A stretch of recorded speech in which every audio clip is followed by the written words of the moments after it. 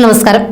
ഡെസ്കിലെ ex officio secretary സ്ഥാനത്തേക്കുള്ള KM എബ്രഹാമിന്റെ നിയമനം നിയമവിരുദ്ധമാണ് എന്ന amicus curiae report ഹൈക്കോടതിയുടെ പരിഗണനയിലിരിക്കെ സംസ്ഥാന സർക്കാരിലെ ഉദ്യോഗസ്ഥരുടെ ശ്രേണിയിൽ സെക്രട്ടറിക്ക് താഴെയായി എക്സ് ഒഫീഷ്യോ സെക്രട്ടറിയെ കൂടി ഉൾപ്പെടുത്തിക്കൊണ്ട് റൂൾസ് ഓഫ് ബിസിനസ് ഭേദഗതി ചെയ്തതിൽ വിമർശനവുമായി IAS ഉദ്യോഗസ്ഥൻ N. Prashant. Rules of business ഭേദഗതി ചെയ്യുന്നതോടുകൂടി ഇവർക്ക് നേരിട്ട് സർക്കാർ ഉത്തരവുകൾ ഇറക്കാൻ കഴിയും. എന്തൊരു മാറ്റമായിരിക്കും ഇത് ഉണ്ടാക്കുകയെന്നും N. പ്രശാന്ത് ചോദിക്കുന്നു. PSC ജനകീയമാക്കിയതുപോലെ വഴിപോക്കരെയും സെക്രട്ടറികളായി നിയമിച്ചുകൊണ്ട് സെക്രട്ടറിയേറ്റ് ജനകീയമാക്കാമെന്നും തന്റെ ഫേസ്ബുക്ക് കുറിപ്പിൽ N. പ്രശാന്ത് വിമർശിച്ചു. സംസ്ഥാന സർക്കാരിലെ ഉദ്യോഗസ്ഥരുടെ ശ്രേണിയിൽ സെക്രട്ടറിക്ക് താഴെയായി എക്സ് ഒഫീഷ്യോ സെക്രട്ടറിയെ ഉൾപ്പെടുത്തിക്കൊണ്ടാണ് റൂൾസ് ഓഫ് ബിസിനസ് ഭേദഗതി ചെയ്തത്. ഇത് സംബന്ധിച്ച സർക്കാരിന്റെ ശുപാർശ ഗവർണർ അംഗീകരിച്ചിരുന്നു.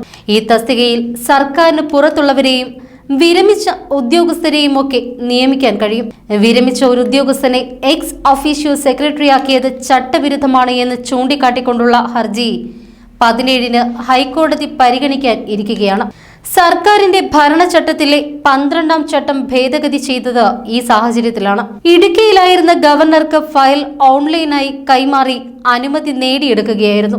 ഭേദഗതി വിജ്ഞാപനമിറക്കുന്നതോടുകൂടി എക്സ് ഒഫീഷ്യോ സെക്രട്ടറിക്ക് നിയമ പരിരക്ഷയുമാവും. മുഖ്യമന്ത്രിയുടെ ചീഫ് പ്രിൻസിപ്പൽ സെക്രട്ടറി KM എബ്രഹാമിന്റെ നിയമനത്തിൽ കടുത്ത വിമർശനമാണ് അമിക്കസ് ക്യൂറി റിപ്പോർട്ടിൽ ഉണ്ടായിരുന്നത്. ഡെസ്കിലെ എക്സ് ഒഫീഷ്യോ സെക്രട്ടറി സ്ഥാനത്തേക്കുള്ള നിയമനം നിയമവിരുദ്ധമാണെന്നായിരുന്നു അമിക്കസ് ക്യൂറി റിപ്പോർട്ടിൽ ചൂണ്ടിക്കാട്ടിയത്. എക്സ് ഒഫീഷ്യോ സെക്രട്ടറി സ്ഥാനത്തിരുന്നു കൊണ്ട് നൽകിയ എല്ലാ ഉത്തരവുകളും നിയമവിരുദ്ധമാണ് എന്നും കണ്ടെത്തി.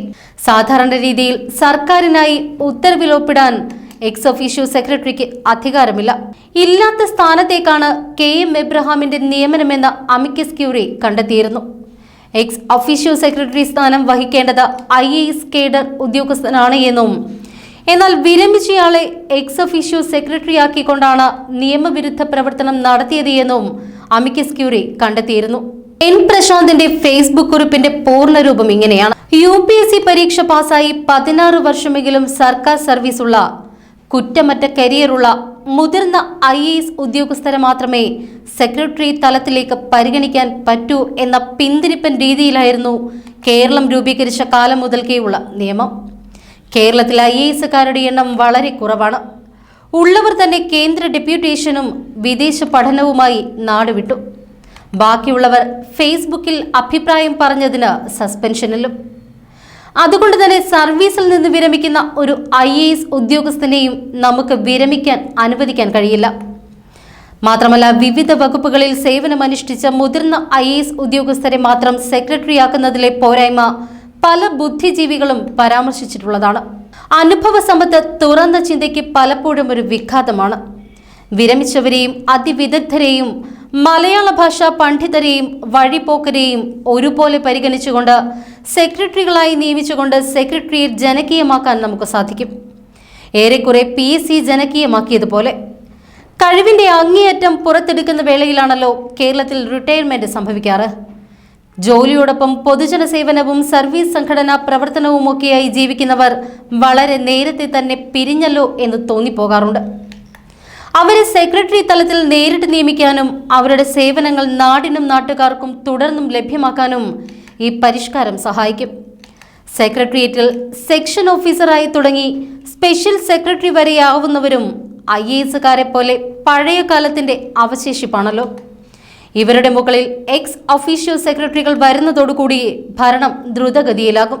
റൂൾസ് ഓഫ് ബിസിനസ് ഭേദഗതി ചെയ്യുന്നതോടുകൂടി ഇവർക്ക് നേരിട്ട് സർക്കാർ ഉത്തരവുകളും ഇറക്കാനാകും. എന്തൊരു മാറ്റമായിരിക്കും ഇത് ഉണ്ടാക്കുക? റിട്ടയർ ചെയ്യുമ്പോൾ പെൻഷൻ വാങ്ങണമെന്നും ക്രിമിനൽ കേസുകളിൽ പെടരുത് എന്നും മറ്റും ഭയന്ന് തീരുമാനങ്ങൾ എടുക്കാത്ത, നിലവിലെ ചട്ടം നോക്കി ഉദ്യോഗസ്ഥർക്ക് പകരം വരുന്ന, താൽക്കാലിക അടിസ്ഥാനത്തിൽ നിയമിക്കപ്പെടുന്ന ഈ എക്സ് ഒഫീഷ്യോ സെക്രട്ടറികൾ തീർച്ചയായും ഒരു മുതൽക്കൂട്ടായിരിക്കും. എന്ത് റിസ്ക് എടുത്തും നാടിന് നന്മ ചെയ്യാൻ ഇവർക്ക് കഴിയും. കാരണം ഇവർ അനാവശ്യമായി നിയമവും ചട്ടവും പറയുന്ന സർക്കാർ ഉദ്യോഗസ്ഥരല്ലല്ലോ. ഈ മോഡൽ പ്രാവർത്തികമായാൽ ദിവസക്കൂലിയായും സർക്കാർ സെക്രട്ടറികളെ നിയമിക്കാവുന്നതാണ്.